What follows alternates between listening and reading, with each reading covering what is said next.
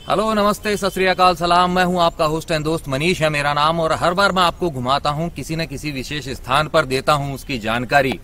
और आज मैं आ चुका हूं हिमाचल प्रदेश के उस स्थान पर जहां आकर मेरा दिल कर रहा है भांगड़ा। जी हां, धर्मशाला से 20 किलोमीटर दूरी पर स्थित कांगड़ा। और मेरे पीछे आप देख सकते हैं कांगड़ा का यह प्राचीनतम किला कांगड़ा फोर्ट, जिसका संबंध महाभारत काल से भी है। कैसे है यह सब मैं आपको बाद में बताऊंगा। सबसे पहले आपको दिखाता हूं यहां जैसे ही हम एंटर होते हैं तो नजारा कैसा दिखता है। लेकिन उससे भी पहले मैं मिलाऊंगा आपको मेरे सह यात्री से। तो फिर से एक बार मेरे साथ है मेरा कजन गोविंद। हेलो। तो गोविंद, कैसा लग रहा है कांगड़ा में आकर? बहुत बढ़िया लग रहा है भैया, इतना बढ़िया प्राचीन काल का सबसे पुराना ये फोर्ट है। अभी ऊपर जाएंगे जब पता चलेगा। अभी धीरे दूर से तो बहुत अच्छा लग रहा है। अच्छा लग रहा है ना? हाँ, बहुत बढ़िया है। तो फिर देर क्यों करें, चलें सीधा अंदर। चलिए चलते हैं। आओ आओ। और ये देखिए आप, यहाँ का जो उद्यान बना हुआ है कांगड़ा फोर्ट के अंदर, जैसे ही आप एंटर करते हैं ऐसा उद्यान बना हुआ है। और उस जगह जो आप देख रहे हैं वहां पर है एक म्यूजियम। ये देखिए, उसकी जो एंट्री है इस तरफ से है।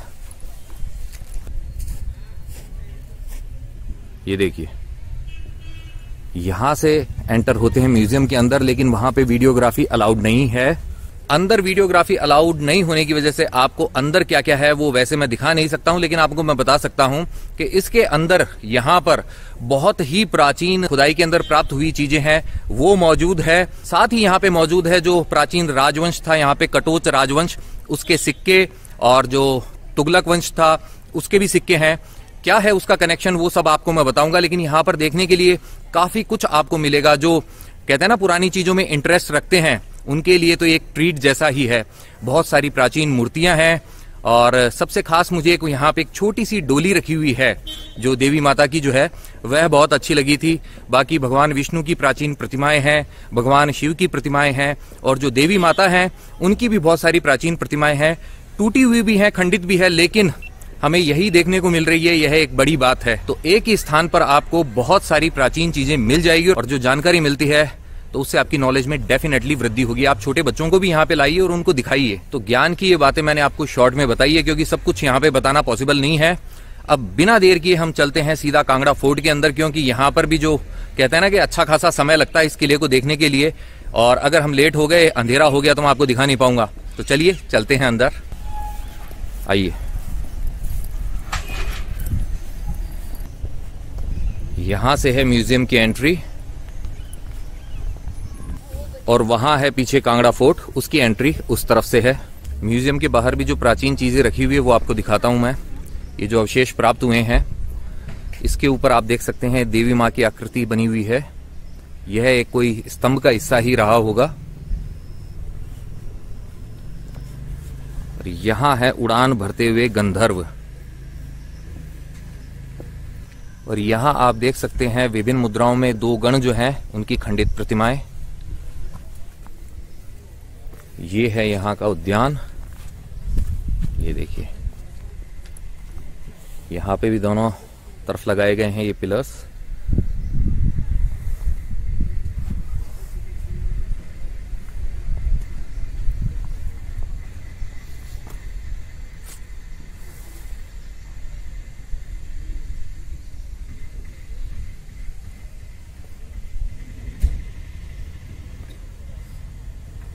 यहां लगे हैं ये प्यारे प्यारे फूल। ये देखिए,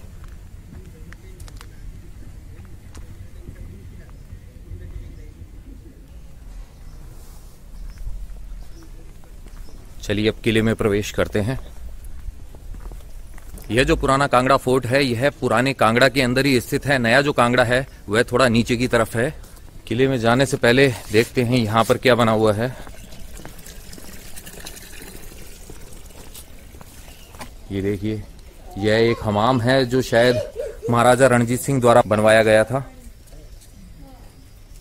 इसके आगे ये जो इमारत है, यह जो बना हुआ है निर्माण, यह मुस्लिम शैली का निर्माण है। गोविंद पहुंच चुका है अंदर। क्या है गोविंद इसके अंदर? अंधेरा है, क्या है? कुछ है इसके अंदर, अभी हमें आइडिया नहीं लग रहा है, लेकिन अंदर से ऐसा दिखता है यह। यहां से रोशनी आ रही है, डरावना सा हॉरर इफेक्ट। अंधेरा होता है तो अपने आप डर आ ही जाता है। चलिए इस तरफ चलते हैं। हमें ज्यादा टाइम यहां नहीं लगाना है क्योंकि किला भी देखना है, फिर हो जाएगी शाम। अच्छा, यहां से रोशनी आ रही है, ये देखिए रोशनी की व्यवस्था है यहाँ। और इस तरफ देखिए, ये देख गोविंद, यहाँ पे एक महापुरुष का नाम दिखाता हूं तुझे, और उस महापुरुष का नाम है सेठू। और इस सेठू के जो है ना, इसकी सीट के ऊपर इतने डंडे बरसाने चाहिए, यहाँ पे नाम लिख के गया है ये। चलिए आ गए यहाँ पर, और वो झरोका है बंद। और इस तरफ ये भी कुछ है, तो ये हमाम का ही हिस्सा है। जी हाँ, यह जो है नहाने के लिए प्रयोग में लिया जाता था भाग। तो इस हमाम का हो गया दर्शन तमाम। अब चलते हैं, करते हैं जरूरी काम।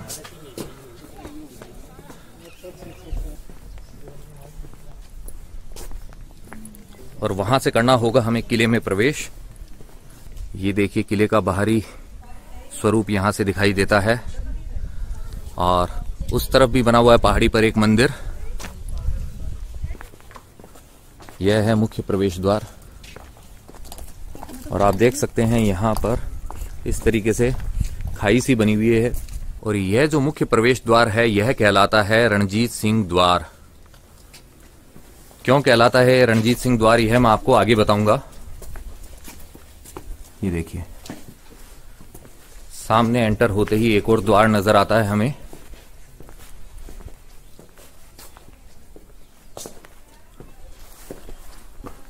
और यहां से दिखाई दे रही है ऊंचाई पर स्थित इस कांगड़ा फोर्ट की प्राचीर। ये देखिए,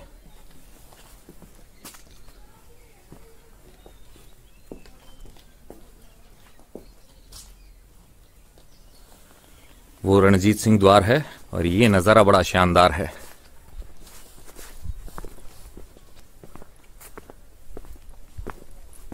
प्राचीन काल में कांगड़ा को नगरकोट या त्रिगर्त के नाम से भी जाना जाता था।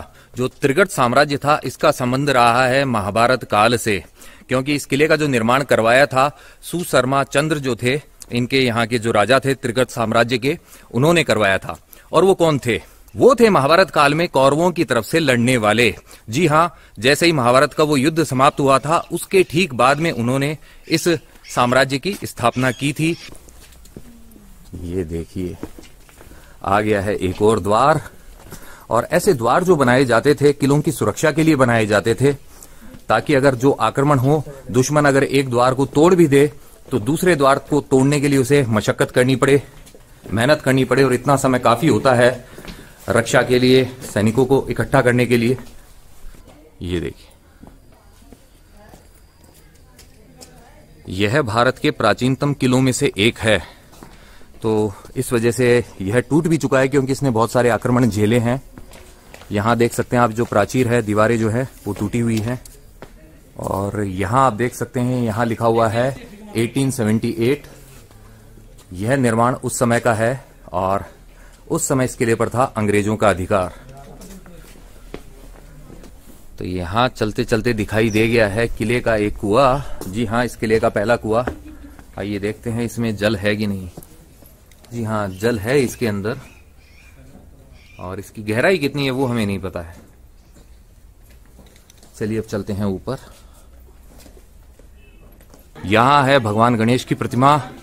इस तरफ है मां दुर्गा सिंह पे सवार। ऊपर विराजमान है बजरंगबली। ये देखिए, इसकी दीवारों पर भी जो प्लास्टर था वो उतरा हुआ है, और काफी काले रंग की परत चढ़ गई है इसके ऊपर। और ये जो बनाए जाते थे ऐसी संरचनाएं, यहां से गर्म पानी या जो गर्म तेल होता था वह दुश्मनों पर डाल दिया जाता था। और दुश्मन अगर आक्रमण करता था तो शायद यहां से गोली भी चलाई जाती थी बंदूक से, क्योंकि अंग्रेजों का कब्जा रहा था इसके ऊपर। वैसे शानदार है ना? हाँ, बहुत बढ़िया। अभी तो कुछ भी नहीं, ऊपर जाएंगे जब पता चलेगा कैसा। ऊपर से फिर नीचे का व्यू देखेंगे, वो देखेंगे अब कैसा। ऊपर का भी नजारा दिखाएंगे। पहले आप चलते चलते यहाँ देखिए, जहां देख रहे हैं हमें देवों की प्रतिमाएं दिखाई दे रही हैं। तो वहां से हम चढ़कर आ चुके हैं यहां पर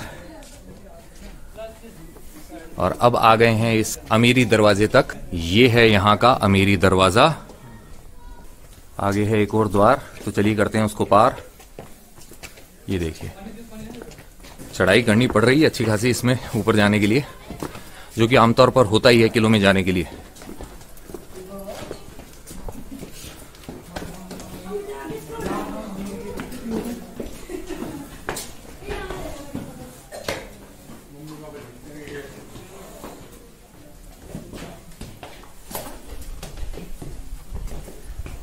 आधी चढ़ाई हम कर चुके हैं, आ गए हम थोड़ी ऊंचाई पर और यहां से दिखाता हूं आपको धौलाधार का शानदार नजारा।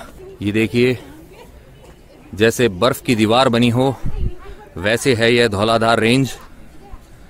बर्फ गिरी हुई है इसके ऊपर और इस तरफ है कांगड़ा घाटी, आप देख सकते हैं, देख रहे हैं।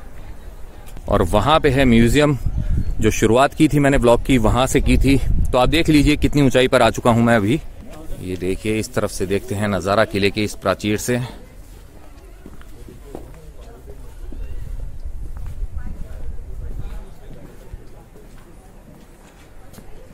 थोड़ी देर बाद में शाम हो जाएगी और यहां से हम लोग आए हैं अमीरी दरवाजे को पार करते हुए। और वहां आप देख सकते हैं बहती हुई जलधारा।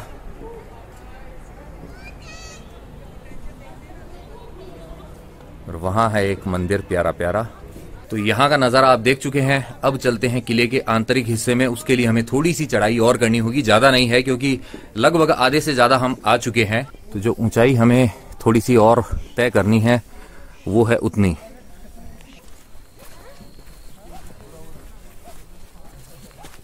तो अब जो मैं आपको द्वार दिखाने वाला हूं उसको देखकर मुझे मुंबई की याद आ गई है। क्यों है ऐसा, यह आपको अभी पता चल जाएगा। ये है यहाँ का अंधेरी द्वार, जिसे हंडेली दरवाजा भी कहा जाता है और यह टूटा फूटा है, आप देख सकते हैं। ये देखिए, बहुत सारे लोग सोच रहे होंगे मैंने क्यों कहा कि मुझे मुंबई याद आ गया है। तो मुंबई याद आने का कारण यह है कि इसका नाम है अंधेरी दरवाजा और मुंबई के अंदर जो फेमस एरिया है अंधेरी, जहां पे मैं रहता था, तो इस वजह से मुझे मुंबई याद आ गया था। और यहाँ पे मुझे दिखाई दे रहे हैं किले की इस दीवार के अंदर बहुत सारे छेद। अब क्या यह इस पर चढ़ाई करने के लिए बनाए गए थे आक्रमणकारियों द्वारा या कोई और कारण था, मुझे नहीं पता। लेकिन मेरा अंदाजा था जो मैंने आपके साथ में शेयर किया है, हो सकता है ऐसा रहा हो, क्योंकि इस किले के ऊपर न सिर्फ देसी राजाओं ने आक्रमण किए थे बल्कि जो विदेशी आक्रांता थे उन्होंने भी इस पर बहुत बार आक्रमण किए थे। और उसकी वजह बताई जाती है कि इस किले के अंदर बहुत बड़ा खजाना था। जी हां, बहुत बेशकीमती जो चीजें होती थी वो इसके अंदर थी और उसी को लूटने के लिए यहां पर बार बार आक्रमण किए गए थे। तो अंधेरी दरवाजे से हम आ गए हैं इस तरफ और यहां का नजारा है ऐसा। उस तरफ दिखाई दे रही है एक रोड, लेकिन वो कहाँ जाती है इसके बारे में मुझे कोई जानकारी नहीं है। लेकिन बस सामने जो जयंती माता का मंदिर है वह दिखाई दे रहा है यहाँ से। तो अंधेरी दरवाजे के बाद में अब हम आ चुके हैं दर्शनी दरवाजे तक। इसके दोनों तरफ बनी हुई है दो प्रतिमाएं। एक प्रतिमा है माँ गंगा की, दूसरी है माँ यमुना की। तो इस तरफ है माँ गंगा की प्रतिमा, खंडित है यह, और यहाँ लेफ्ट हैंड साइड में है माँ यमुना की प्रतिमा, ये भी खंडित है। किला इतना प्राचीन है तो बहुत सारे आक्रमण भी झेले हैं, तो ऐसा तो होना ही था। चलिए आ गए हम किले के अंदर और सबसे पहले है यहाँ पर ये ऐसा कोर्टयार्ड। ये देखिए, ये पिलर्स भी टूटे हुए हैं यहाँ पर और यहाँ पर है एंट्रेंस पे ये पीपल का पेड़।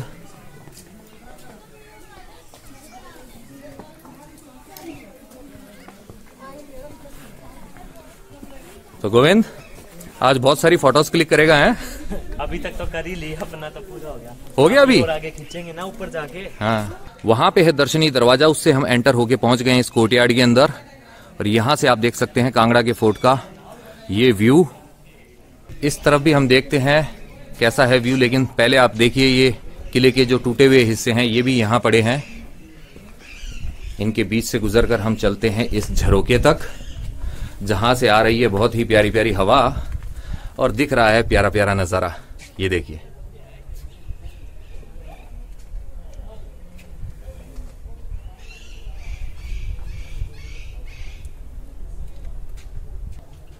इस तरफ भी आप देख सकते हैं किले के इस हिस्से में भी गहरी खाई है और जो एंट्रेंस का दरवाजा था उसके दोनों तरफ भी खाई थी।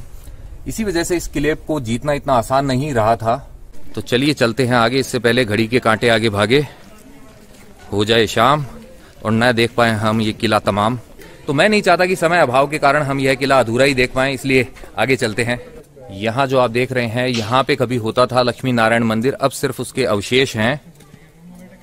ये देखिए, भले ही ये टूट चुका हो लेकिन इससे जुड़ा हुआ इतिहास तो हमेशा ही स्पेशल रहेगा, विशेष रहेगा। और इस तरफ है आदिनाथ जैन मंदिर और अंबिका देवी का मंदिर। तो चलिए इस तरफ भी चलते हैं।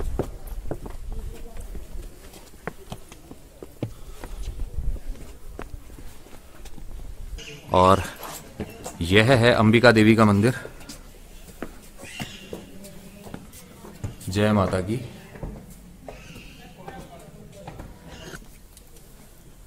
वर्तमान स्वरूप ऐसा है, लेकिन कभी तो यह मंदिर भी बहुत भव्य रहा होगा।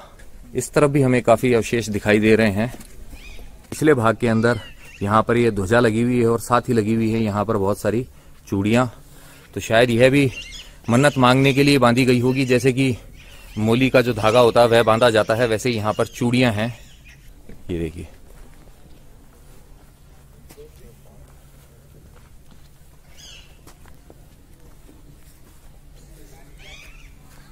यहां से भी दरवाजा है मंदिर के अंदर जाने का। यह पिछला भाग है और ये देखिए आप,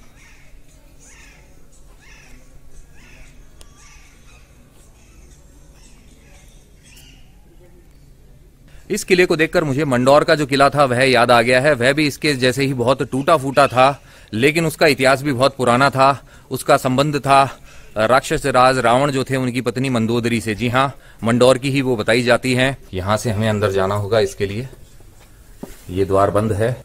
और इस तरफ है ये मंदिर का हिस्सा, ये देखिए, ये है आगे वाला हिस्सा। और यहां पर कोई भी प्रतिमा नहीं है। अब किन का था यह मंदिर मुझे पता नहीं है बिल्कुल भी। इस तरफ भी कुछ प्रतिमाएं हैं, ये देखिए आप। ये है भगवान शिव और माता पार्वती की प्रतिमा, देख सकते हैं आप। और पास में है देवी मां की एक और प्रतिमा, इस तरफ देखिए। और ये है बजरंग बली। जी हाँ, सिंदूर लगा हुआ है तो दूर से ही पता चल जाता है। और इस मंदिर के अंदर भी कोई प्रतिमा नहीं है, ये देखिए।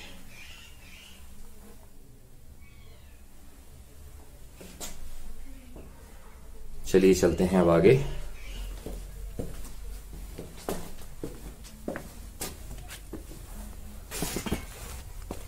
तो वहां है लक्ष्मी नारायण मंदिर के अवशेष, वहां भी हम जाएंगे अभी। उससे पहले आप एक बार फिर से यहाँ का व्यू देखिए, चारों तरफ का नजारा। और ये तोतों की आवाज सुनाई दे रही है, बड़ी अच्छी लगती है। और धौलाधार पर्वत यहां से भी दिखाई दे रहा है, ये देखिए। अब ये सब क्या था इसका कुछ आइडिया नहीं लग पा रहा है। इसके बारे में यहाँ पे कोई भी इंफॉर्मेशन नहीं है। जो प्रशासन है उसको यहाँ पर इन स्थानों से संबंधित जानकारी जो होती है, एटलीस्ट शॉर्ट जो इन्फॉर्मेशन होती है उसके बोर्ड्स लगा देने चाहिए। विस्तार में तो बताना खैर संभव नहीं है हर जगह, लेकिन ये क्या हुआ करता था एटलीस्ट यहाँ पे यह भी लिखा हुआ हो तो हम उसके बारे में ढूंढ कर फिर पढ़ सकते हैं। अभी कुछ अंदाजा नहीं लग रहा, बिल्कुल प्लेन है, बस टूटी फूटी ये जो कहते हैं ना कि जगह है वैसी दिखाई देती है। लक्ष्मी नारायण मंदिर जो है उसे देखा जाए,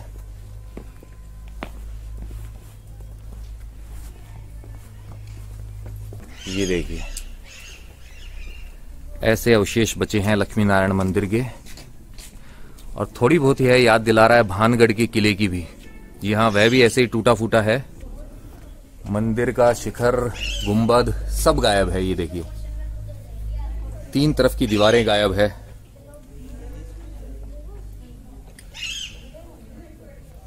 लेकिन जो बचा हुआ हिस्सा है इसके ऊपर जो नक्काशी है उससे अंदाजा लगा सकते हैं कि जो पूरा भवन था मंदिर का वह कितना ही शानदार रहा था। तो यह है लक्ष्मी नारायण मंदिर की पिछली दीवार और यह किसी तरीके से बच गई है, क्योंकि 1905 में जो भूकंप आया था उसने इस क्षेत्र के जो बहुत सारे महत्वपूर्ण स्थान है उनको नुकसान पहुंचाया था। मसरूर का जो मंदिर आपने देखा था, भव्य मंदिर, वह भी भूकंप की वजह से नष्ट हो गया था। तो उसका भी स्वरूप जो भव्य रहा था वह हम नहीं देख पाए, लेकिन आज जितना भी बचा हुआ है वह देखकर हमारा दिल खुश तो होता है कि ऐसी चीज जो है हमारे भारत देश के अंदर है आज भी। चलिए अब चलते हैं किले के दूसरे भाग की तरफ। यहां की प्रतिमाएं भी गायब है। इस जगह भी किले की दीवारें काली पड़ चुकी है। दीवारों में आप देख सकते हैं वनस्पति उग चुकी है। देखिए ये है लक्ष्मी नारायण मंदिर के अवशेष यहाँ पे रखे हुए हैं। चलिए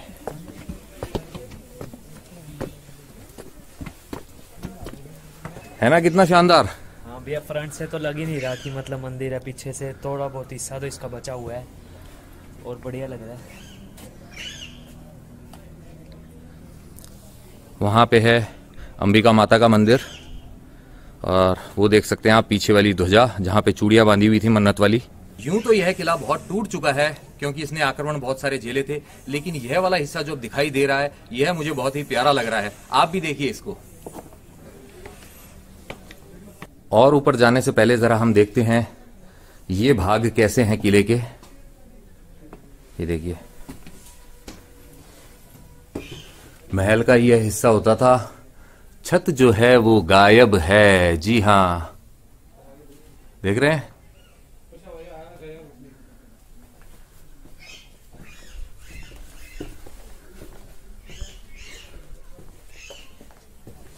यहां से भी छत गायब है और गोविंद पहुंच चुका है यहां पर। देख रहा है फोटो सेशन के लिए कोई बढ़िया सी जगह है। हाँ भैया, अपना तो यही काम है। फोटोज खींचेंगे जब भी पता चलेगा ना, उसी फोटोज को देख देख के याद करेंगे कि हम यहां गए थे। हैं आइए सीधे सीधे चलते हैं उस तरफ। थोड़ा समतल एरिया है वहां पर। क्या है, ये बिल्कुल ओपन एरिया है और यहां से भी व्यू ही दिखाई देगा, तो उस व्यू को भी देखते हैं। ये देखिए आगे तक है घाटी। ये आपने पहले थोड़ा नीचे से देखी थी, एक बार ऊपर से देख रहे हैं आप। और इस तरफ से जो है किले का व्यू ऐसा है। ये देखिए तो चलिए अब इस मार्ग पर आगे बढ़ते हैं। इस तरफ भी देख ही लेते हैं। ये देखिए 3 दरवाजे बने हुए हैं ऐसे और ईंटों की संरचना ऐसी होती थी। देखिए पतली पतली ईंटें जो है इनका प्रयोग किया गया था। अब यह किस कालखंड में किया गया था यह नहीं पता। हो सकता है अंग्रेजों के जमाने में किया गया हो रिपेयरिंग के लिए, क्योंकि जो किले का प्राचीन निर्माण है उसमें तो पत्थरों का ही प्रयोग किया गया था। उस कालखंड में ईंटें होना मुझे तो नहीं लगता कि ऐसा संभव होगा। तो यह जरूर अंग्रेजों ने किया होगा, क्योंकि अंग्रेजों के भी अधीन रहा था यह किला काफी समय तक।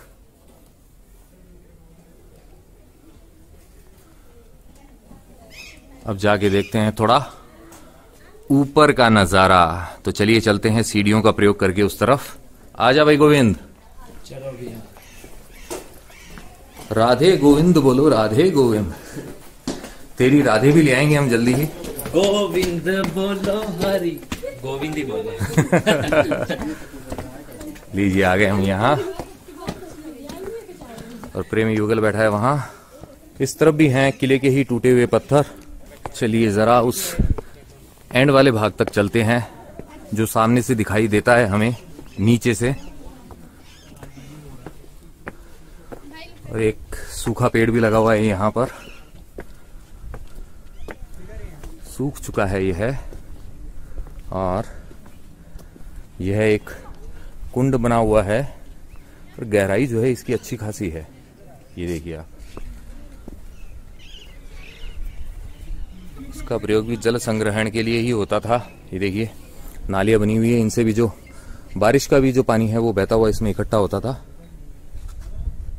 चारों तरफ है ऐसा, यहां भी है, वहां भी है, उस तरफ भी है और इस तरफ भी है। यहां भी 3 दरवाजे बने हुए हैं और उस तरफ चल के देखते हैं सूर्य देव को। थोड़ी सी धूप सेक ली जाए यहाँ पर। हाँ बिल्कुल भैया, अब पता चल रहा है नजारा कैसा होता है ना टॉप पे आने के बाद में। अभी एकदम ऊपर आ चुका है। ये देखिए टॉप से भी दिखाई दे रहे हैं धौलाधार पर्वत।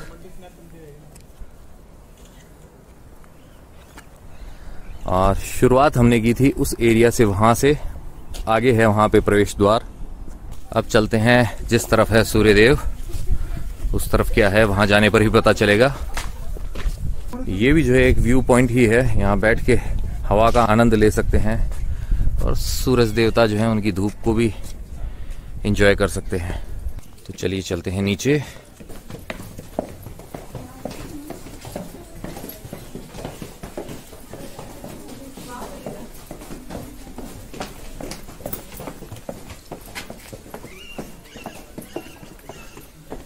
लीजिए आ गए हैं नीचे, अब चलते हैं वहां और वहां पे बताता हूं आपको इस किले का खास इतिहास।